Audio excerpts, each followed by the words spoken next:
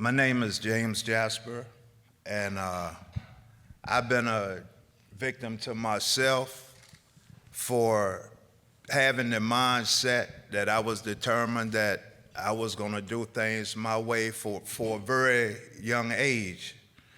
And I grew up around a lot of drinkers. So during the time coming up, I've always looked at like they were having so much fun, and I was a kind of a shy person. So when I had my first drink, it gave me that, as they say, the liquid courage. So then I started feeling like a man at a very young age.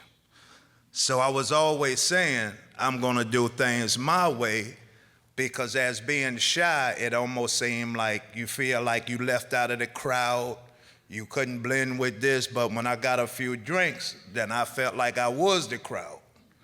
So then it just continued. So I took everything lightly. And as of today, I would like to thank my friend here who stuck by me through a lot of this. And as I was going, she always tell me, if you have to go out, you get with your friends, you have a few drinks, just stay where you at. That sound good, and it stuck in my head. So when I was there, I had that intention. But then after a few drinks, it told me, go, you can make it. So I decided I would get in the car, and I always said, because I used to tell her, hon, I will always make it home. But not really understanding what could happen in between that getting home. So it just, you look at the little things, but the only thing that I'm saying that I'm not proud of, but I'm happy about, is because I thank God that I never hurt nobody. I never destroyed anybody's property. And it took me a while to really realize that something was going on. And I don't know how it might come out of sound. Sometimes I say I think it was a blessing that the judge did give me them 3 years. And I also would like to thank Miss Wilson, because if it weren't for her, I don't think I would have my license today, because my path had been so trying, and it seemed like no one did want to hear what I have to say, because they look at this DUI thing as like, you done commit this big crime. So my thought was, I was like, well, dag, I ain't never hurt nobody. I ain't never destroyed nobody's property. And then you go to the what else, which I hear a lot of people when I say that, they say, but what if you hadn't got stopped? So my rationale for it was, what if I hadn't got stopped and I made it home? But I didn't, but I couldn't understand that that was like playing Russian roulette with myself. And then when I was in New Kent, one night I was sitting in the room, because I had gotten into the RISE program to get an understanding of what was going on, where I was at or whatever. And I noticed every time it came for me to speak, and I always consider myself as being a tough guy, and I noticed I would always start crying, but I could never understand why. And then one night I happened to sit on my bed, and I was just reading through the Bible. So I asked myself, I asked the Lord, I said, why every time it comes from me to speak, I'm crying? So I sat there, because I remember my mom always said, when you speak to him, you have to sit there and wait for the answer. So as I was laying there in my bed, I was looking into my ceiling, and something seemed like it came to me, and it was saying that, James, I'm clearing your heart so you would be able to love again. Because I had a lot of anger, and I had a lot of hatred towards the system, how I felt it was running, how I felt it was going, because I never allowed myself to have a chance to understand the significance of what I was actually doing. And even till this day, I still go through the same thing, but not as far as drinking, but it's just a reminder every day pretty much of what I've went through, what I did, and always still now try to help me to understand why did I do what I did and why didn't I just listen. And to be honest with you, as of to the day, I still couldn't tell you why.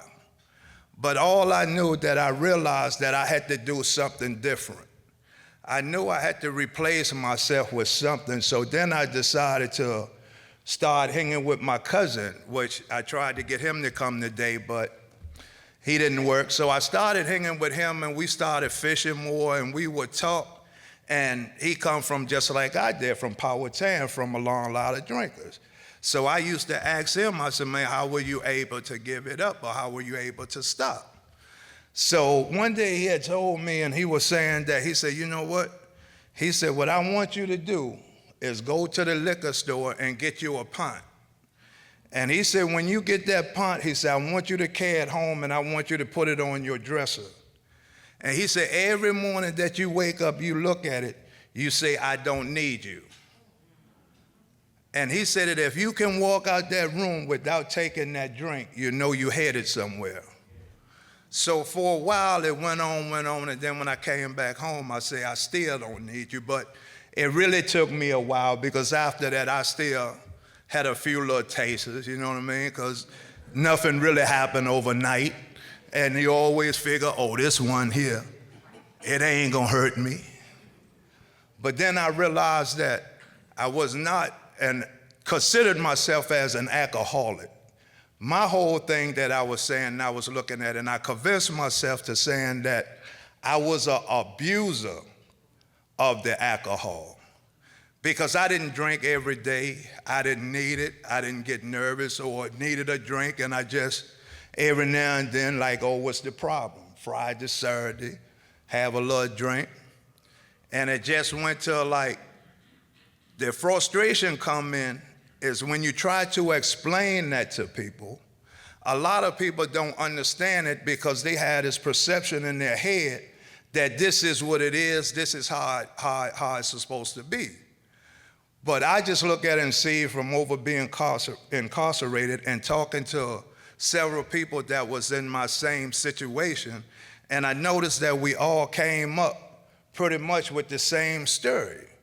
So it was like they hear it, but they don't hear it, because each time someone tell that story or they do something, it always seems to come up, oh, it's just an excuse, or we done heard that before, or go through that before. So then you get frustrated because you be like, well, I'm trying to explain to you what is going on with me and where I'm at, but you're not seeing that because you're looking at the overall picture. You're looking at all these statistics or whatever.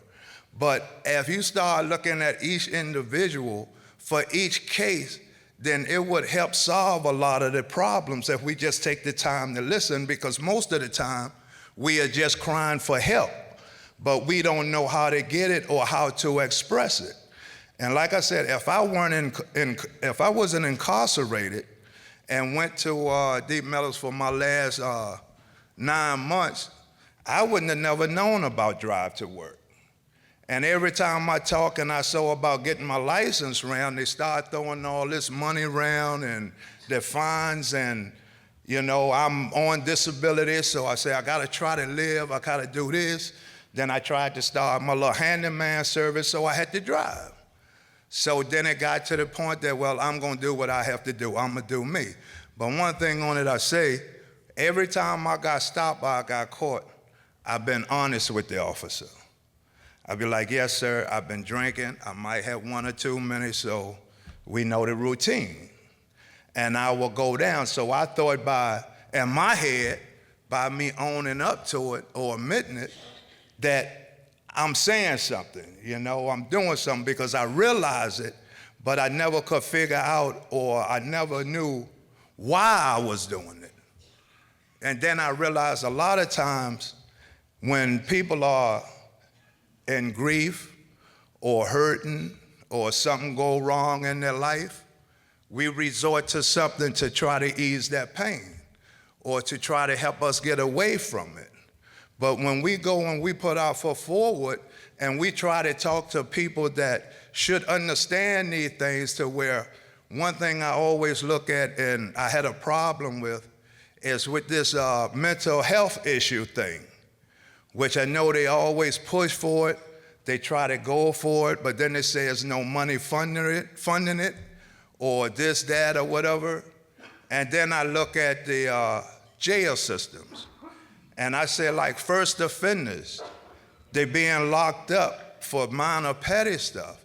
So I was like, if it take 40 to 45,000 annually to house inmates for minor crimes or whatever, regardless of what the time is, if that money was taken and put into mental health, and then I believe that it could get to the root of more problems. So today I'm here just to say I appreciate Ms. Wilson and Matt, because they helped me through a lot, believe me. It was so many times I was like, oh, heck with this. Oh, my 5 minutes up? Oh, I'm sorry about that. Y'all have a good day.